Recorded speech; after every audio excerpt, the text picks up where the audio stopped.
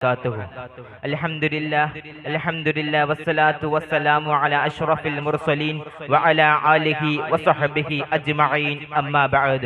A'udhu billahi minash shaitanir rajim. Bismillahir rahmanir rahim. Wa idha bushira ahadakum bil untha dhalla wajhuhu muswaddan wa huwa kadhim. ഏറ്റവും ബഹുമാനപ്പെട്ട എൻ്റെ ഉസ്താദുമാർ, എൻ്റെ ശബ്ദം ശ്രവിച്ചുകൊണ്ടിരിക്കുന്ന മുതഅല്ലിം സുഹൃത്തുക്കളെ, ശ്രോതാക്കളെ, ഈ ഫെസ്റ്റോക്കിന്റെ വേദിയിൽ ഞാൻ നിങ്ങൾക്ക് മുമ്പിൽ എഴുന്നേറ്റിരിക്കുന്നത് ശ്രീ ഇസ്ലാമിൽ എന്ന വിഷയത്തെക്കുറിച്ച് ചർവിത ചർവണമായി ചർച്ച ചെയ്യാനാണ്. ഇതെനിക്ക് തൗഫീക്ക് നൽകിയ ജഹേന്തവനായ നാഥോട് ഞാൻ സ്തുതി അർപ്പിക്കുന്നു. അൽഹംദുലില്ലാഹ് അൽഹംദുലില്ലാഹ് അലാ കുല്ലി ഹാൽ. ശ്രീ ഇസ്ലാമിൽ എന്ന വിഷയത്തെക്കുറിച്ച് നമ്മൾ ഏറെ ചിന്തിക്കുമ്പോഴും ചർച്ച ചെയ്യുമ്പോഴും അതിൽ ഏറ്റവും പ്രധാനപ്പെട്ട ചർച്ചയാണ് സ്ത്രീകൾക്ക് സ്വാതന്ത്ര്യം കൊടുക്കുന്നുണ്ടോ ഇസ്ലാമിൽ എന്നുള്ളത്. അതിനുള്ള ചർച്ചകൾ എന്നും തുടരുകയാണ്. ഖുർആനിൽ സ്ത്രീ തന്നെ അധ്യായം തന്നെയുണ്ട്, സ്ത്രീകളെ കുറിച്ച് ഒരുപാട് ഹദീസുകളുമുണ്ട്. എന്നാൽ ഇന്ന് ലോകത്ത് നടക്കുന്ന സ്ത്രീ സ്വാതന്ത്ര്യ ചർച്ചകൾ ഉണ്ടായിരുന്നത് സ്ത്രീകളുടെ അവകാശങ്ങളെയും സ്വാതന്ത്ര്യത്തെയും ചാരിത്രത്തെയും ഹനിക്കപ്പെടുകയാണ്. എന്നാൽ ഇസ്ലാം അനുഭാവനം ചെയ്ത സ്ത്രീ നിയമങ്ങൾ നടപ്പിലാക്കിയാൽ സ്ത്രീ പീഡന വാർത്തകൾ ഇന്ന് വായിക്കേണ്ടിയിരുന്നില്ല. വനിതാ സംരക്ഷണത്തിന്റെ നാനാദിശങ്ങളും പരിശോധിക്കുമ്പോഴും ഇസ്ലാമിക വ്യവസ്ഥയല്ല മറ്റു മതസ്ഥരുടെ സ്വാതന്ത്ര്യ വ്യവസ്ഥിതി എന്നുള്ളത്.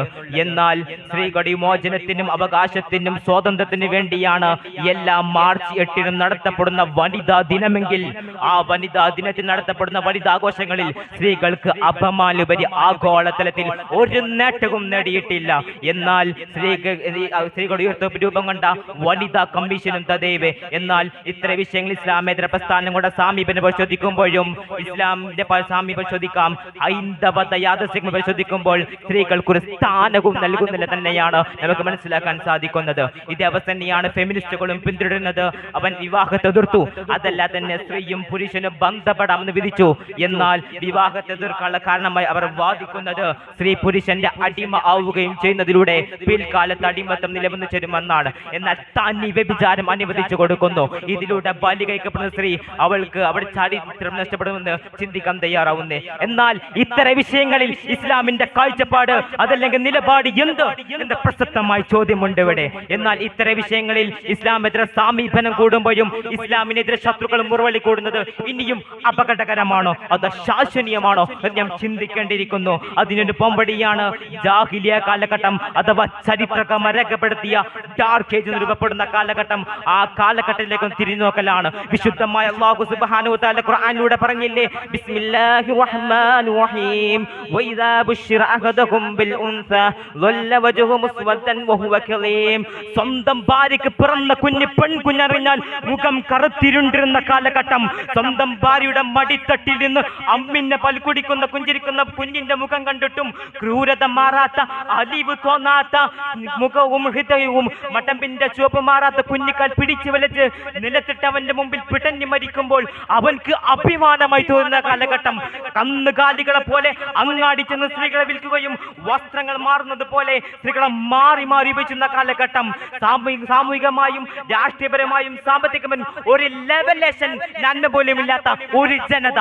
ഈ ജനതയിലേക്കാണ് വെള്ളി വിഭവത്തിന്റെ പ്രകാശം പരത്തിക്കൊണ്ട് ഇസ്ലാം കടന്നു വന്നത്. ആ ജനതയോട് സ്ത്രീകളുടെ മഹത്വത്തെ വിരിച്ചും അവരുടെ അവകാശങ്ങളും പുനഃസ്ഥാപിച്ചത്. എന്നാൽ അത് മാത്രം പോരാ, അശുദ്ധിയുള്ള സമയം നിങ്ങൾ അവരെ മാറ്റി നിർത്തരുത്. നിങ്ങൾ ദരിദ്രത്തെ ഭയന്നുകൊണ്ട്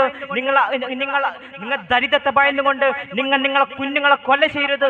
നിങ്ങൾക്കും നിങ്ങളെ മക്കൾക്കും ഭക്ഷണം തരുന്നത് ഞാനാണ്, അള്ളാഹുവാണ്. പോരാ, അശുദ്ധിയുള്ള സമയം നിങ്ങൾ അവരെ മാറ്റി നിർത്തരുത്.